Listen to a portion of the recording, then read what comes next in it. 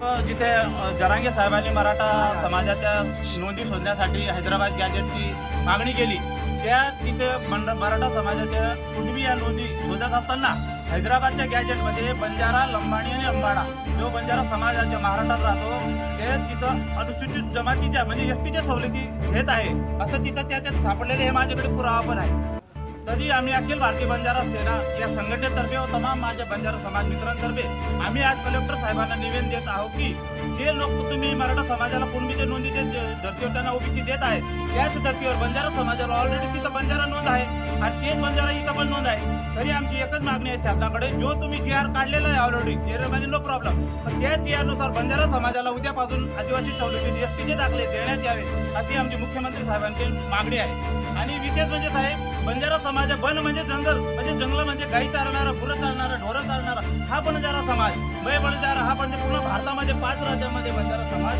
हा एसटीचे सवलती घेऊन त्याच धर्तीवर 2011 मध्ये पण मी एक मागणी कलेक्टर साहेबांकडे केली होती. आंध्र प्रदेशाच्या धर्तीवर बंजारा समाजाला अनुसूचित जमातीच्या सवलती द्या, आम्हाला कोणाच्या समाजाच्या ताटाचं घ्यायचं नाही, आम्हाला ऑलरेडी तिथं आहेत. हैदराबादच्या गॅजेटनुसार 5 नंबर 23 वर बंजारा समाज हा एसटी मध्ये आहे आणि ते सवलती आम्हाला महाराष्ट्रात लागू करा, जे त्यांना आहे तेच आम्हाला, एवढीच आमची मागणी आहे, बाकी काही नाही.